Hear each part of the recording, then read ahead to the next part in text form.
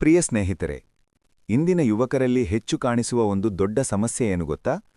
ಇತರರ ಜೊತೆ ನಮ್ಮನ್ನು ಹೋಲಿಸುವ ಅಭ್ಯಾಸ. ಸ್ನೇಹಿತನಿಗೆ ಒಳ್ಳೆಯ ಜಾಬ್ ಸಿಕ್ಕಿತು ಅಂದ್ರೆ ನಾನೇನೂ ಮಾಡಲಿಲ್ಲ. ಯಾರಾದರೂ ದೊಡ್ಡ ಮನೆ ಕಟ್ಟಿದರು ಅಂದ್ರೆ ನನ್ನ ಜೀವನದಲ್ಲಿ ಏನೂ ಆಗುತ್ತಿಲ್ಲ. ಸೋಷಿಯಲ್ ಮೀಡಿಯಾದಲ್ಲಿ ಯಾರಾದರೂ ಯಶಸ್ಸು ನೋಡಿದ್ರೆ ನಾನು ಹಿಂದುಳಿದಿದ್ದೇನೆ. ಆದ್ರೆ ಒಂದು ಸತ್ಯ ನೆನಪಿಟ್ಟುಕೊಳ್ಳಿ, ಹೋಲಿಕೆ ಎಂಬುದು ನಿನ್ನ ಸಂತೋಷವನ್ನು ಕದ್ದುಕೊಳ್ಳುವ ಕಳ್ಳ. ಒಂದು ಚಿಕ್ಕ ಕಥೆ ಹೇಳ್ತೇನೆ. ಒಂದು ಶಾಲೆಯಲ್ಲಿ 2 ವಿದ್ಯಾರ್ಥಿಗಳಿದ್ರು, ರಾಹುಲ್ ಮತ್ತು ಅಜಯ್. ರಾಹುಲ್ ಓದಿನಲ್ಲಿ ತುಂಬ ಚತುರ, ಪ್ರತಿಯೊಂದು ಪರೀಕ್ಷೆಯಲ್ಲಿ ಮೊದಲ ಸ್ಥಾನ. ಅಜಯ್ ಸರಾಸರಿ ವಿದ್ಯಾರ್ಥಿ, ಆದ್ರೆ ಅವನಿಗೆ ಚಿತ್ರಕಲೆ ತುಂಬ ಇಷ್ಟ.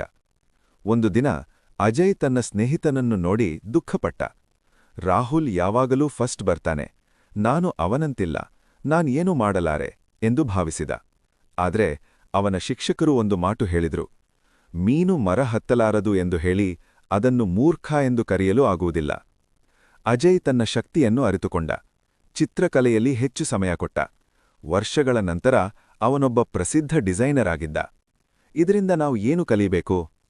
ಪ್ರತಿಯೊಬ್ಬರ ಪ್ರಯಾಣ ವಿಭಿನ್ನ, ಪ್ರತಿಯೊಬ್ಬರ ಸಮಯ ವಿಭಿನ್ನ, ಪ್ರತಿಯೊಬ್ಬರ ಶಕ್ತಿ ವಿಭಿನ್ನ. ನೀನು ಒಂದು ಬೀಜ ಹೋಲಿಕೆ ಮಾಡಿದ್ರೆ ಅದು ದುಃಖಪಡುತ್ತದೆ, ಏಕೆಂದರೆ ಅದು ಮರವಾಗಲು ಸಮಯ ಬೇಕು. ಆದರೆ ಆ ಸಮಯದ ನಂತರ ಅದೇ ಬೀಜ ದೊಡ್ಡ ಮರವಾಗಿ ನೆರಳು ಕೊಡುತ್ತದೆ.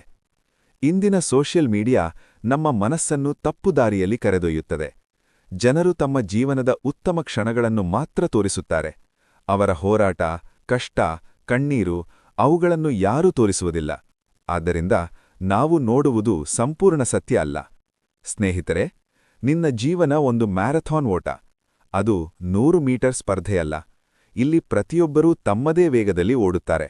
ನೀನು ಇತರರನ್ನು ನೋಡುತ್ತಾ ಓಡಿದ್ರೆ ನೀನು ತಪ್ಪು ದಾರಿಗೆ ಹೋಗುತ್ತಿ. ಆದ್ರೆ ನೀನು ನಿನ್ನ ಗುರಿಯನ್ನು ನೋಡುತ್ತಾ ಓಡಿದ್ರೆ ಒಂದು ದಿನ ಗಮ್ಯಸ್ಥಾನ ತಲುಪುತ್ತಿ. ಇಂದು ಒಂದು ನಿರ್ಧಾರ ಮಾಡಿ, ನಾನು ನಿನ್ನೆ ಇದ್ದ ವ್ಯಕ್ತಿಗಿಂತ ಇಂದು ಉತ್ತಮವಾಗಬೇಕು.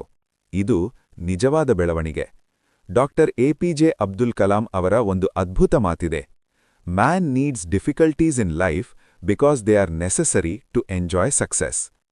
ಜೀವನದಲ್ಲಿ ಕಷ್ಟಗಳು ಬಂದಾಗ ಇತರರನ್ನು ನೋಡಬೇಡಿ, ನಿಮ್ಮ ಒಳಗಿನ ಶಕ್ತಿಯನ್ನು ನೋಡಿ. ನೀವು ಇತರರ ಜೊತೆ ಹೋಲಿಕೆ ಮಾಡ್ತಾ ಇದ್ರೆ ನೀವು ನಿಮ್ಮ ಪ್ರತಿಭೆಯನ್ನು ಕಳೆದುಕೊಳ್ಳುತ್ತೀರಿ.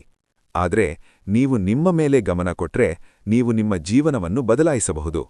ನೆನಪಿಟ್ಟುಕೊಳ್ಳಿ, ಸೂರ್ಯ ಮತ್ತು ಚಂದ್ರ ಇಬ್ಬರೂ ಬೆಳಕು ಕೊಡುತ್ತಾರೆ, ಆದ್ರೆ ಅವರು ಒಂದೇ ಸಮಯದಲ್ಲಿ ಬೆಳಗುವುದಿಲ್ಲ. ಹಾಗೆಯೇ ಪ್ರತಿಯೊಬ್ಬರ ಯಶಸ್ಸಿನ ಸಮಯವೂ ವಿಭಿನ್ನ. ನೀನು ಇಂದು ಹೋರಾಟದಲ್ಲಿದ್ರೆ ನಾಳೆ ಯಶಸ್ಸಿನಲ್ಲಿ ಇರಬಹುದು. ಆದ್ದರಿಂದ ಇತರರನ್ನು ನೋಡಿ ನಿರಾಸರಾಗಬೇಡಿ. ನಿನ್ನ ಪ್ರಯಾಣವನ್ನು ಪ್ರೀತಿಸು, ನಿನ್ನ ಶ್ರಮವನ್ನು ನಂಬು, ನಿನ್ನ ಕನಸನ್ನು ಹಿಡಿದುಕೊಂಡು ಮುಂದೆ ನಡೆಯು. ಒಂದು ದಿನ ಜನರು ನಿನ್ನನ್ನು ನೋಡಿ ಪ್ರೇರಣೆ ಪಡೆಯುತ್ತಾರೆ. ಕೊನೆಗೆ ಒಂದು ಮಾತು, ಇತರರ ಜೊತೆ ಹೋಲಿಕೆ ಮಾಡಬೇಡ, ನಿನ್ನೆಯ ಜೊತೆ ಹೋಲಿಕೆ ಮಾಡು. ಅದೇ ನಿನ್ನ ನಿಜವಾದ ಬೆಳವಣಿಗೆ. ಧನ್ಯವಾದಗಳು.